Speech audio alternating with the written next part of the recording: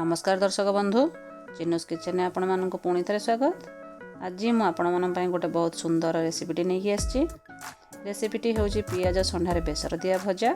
पियाज संडार बहुत सारा रेसिपी आपण मैंने बनईथे हेले यही रेसिपीटी को घरे ट्राए करंतु आ देखंतु यह बहुत कम सामग्री प्रस्तुत आ खाइबा को बहुत स्वादिया मध्य।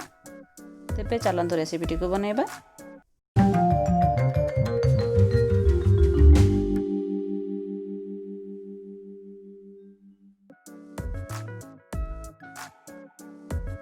देखंतु मु एमती पियाज संडा को काटिकी पानी रे धोईकी नहींची। यही रेसिपी पाई मु एठी नहींची पियाज संडा 2 चम्मच धला सोरिष नहींची, रसुण 6-7 पाखुड़ा नहींची, गोटे मीडियम साइज आलू को चोपा छड़ेकी एमती काटिकी नहींची, हाफ स्पून फुटण नहींची, हाफ स्पून चिली पाउडर नहींची, रिफाइन तेल 3 चम्मच नहींची। एबे गैस ऑन करी पैन को बसई दबा। पैन गरम हो गले 3 टेबलस्पून रिफाइन तेल पकाउची।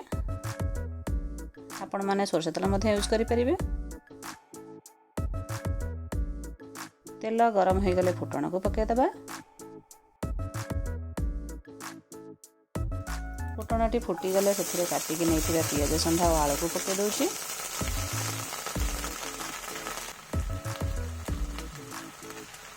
एबे सेथिरे हाफ स्पून हळदी गुंड और स्वाद अनुसार लूण दे देबा।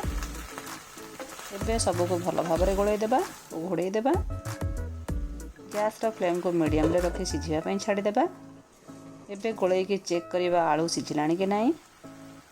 एबे सेथिरे टिके लंका गुंड पकई आ किछि समय घोड़ई देबा।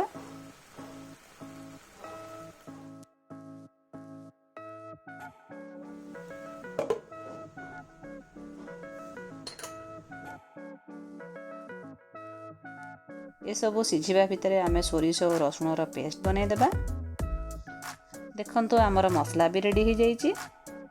एबे आमे घोड़नी काढ़ी चेक करिबा। एबे सब आमर परिबा सिझी जाइए। एबे सेथिरे सोरिष और रसुण रो पेस्ट को दे देबा और भल भाबरे गोळई देबा और किछि समय सिझिया पई छाड़ी देबा। 2-3 मिनिट घोड़ेबा परे घोड़नी काढ़ी देबा और भल भाबरे भाजीबा पई छाड़ी देबा। गैस रो फ्लेम को लो मीडियम रे रखी भाजीबा। 10-15 मिनिट भाजीबा और मझे मझे चेक करिबा भाजी हेलाणी कि नाही।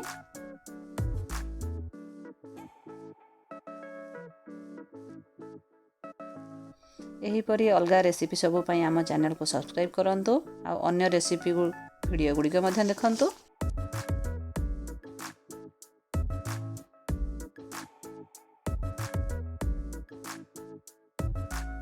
देखंतु एबे हमर भजा भल भाबरे भाजी हे जाइछि। देखंतु हमर पियाज संडा बेसर दिया भजा पूरा रेडी हो जाइछि। यहा को आपण भात और रोटी संगे मध्य खाई परिबे। एही रेसिपीटी को घरे निश्चिंत भाबरे ट्राई करंतु और केमिति लागिला कमेंट रे निश्चिंत जणांतु।